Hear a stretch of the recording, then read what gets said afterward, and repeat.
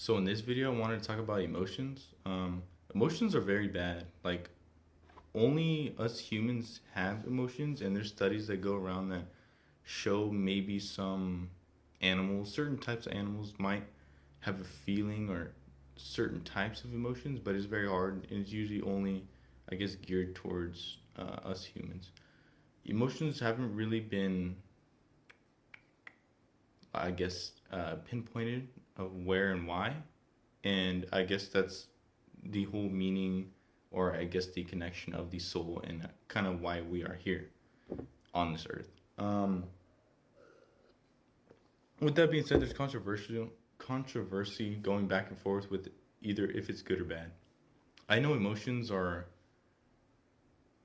they're like it's kind of like a bar graph. Like you have so many different emotions and they go up and down, kind of like that movie, right? They're always trying to get their chance in to shine that light, and they're always being spiked by certain things that happen around you in your own environment or what you're going through at the time. And most of it, from seeing in my personal experience, kind of seeing things, they get in the way. Emotions get in the way of logical decisions, and what that means is so there's only, I guess, both two types: either emotional decision or logical decision. And this could be anything like, and this is used against you as well. So this could be something like purchasing a home. This could be something like having a breakup, or this could be something like it could be anything, any different choice. But just remember, try to push your emotions out so you can have the most logical decision. And what happens is, or what you need to do is take like 5 to 10 minutes and just kind of wait. And that's where the phrase comes: sleep on it. Wait to make a logical decision, right? Because logical decisions don't change.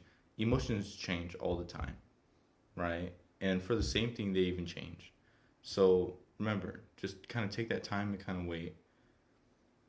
So after kind of diving into and getting a little taste of what emotions are, I also wanted to kind of shed light on this. I guess I called it like a world tip, I guess.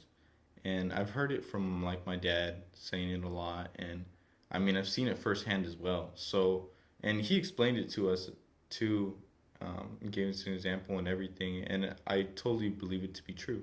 And it's kind of sad. So it has to do with influence.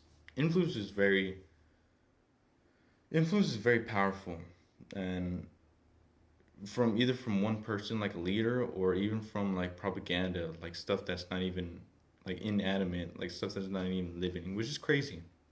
But emotions dictate the atmosphere around you, and what that means is like, so say you're sitting in a waiting room, right, at the dentist office or whatever doctor's office, and everybody's just sitting there in a circle, just like reading magazines. Everybody's quiet, right? Someone walks in fast. They open, they slam the door, and they're all mad and they're yelling. Everybody's gonna look up. They're gonna feel scared. They're gonna feel in danger. They're gonna feel certain things, and that spiked everyone's emotions around you. That person subconsciously did that, right? They didn't know or care to do that to everybody, but they did, you know, and that's so powerful in of itself, right? So it's it's it's kind of hard to explain why, but I guess as emotional creatures ourselves, we kind of mix emotions and logics together to keep us safe, but we act on one or the other, not both, if that makes sense. But we try to use both, and most people tend to pick one side over the other when making choices. With that being said, be careful what you do, especially out in public. You know, don't be that person, right? Don't make people feel scared, you know, because there's no point to. If you're hot, if you're emotional about something, or something's not going your way, just be calm about it. You know, take a couple seconds. You know, even just look around you and see all the other people there. You know, like there's kids there, there's old people there. You know, and don't do something dumb, right? Don't do something like that you, I guess, wouldn't want done to you. You know, And this happens all the time, especially at fast food places.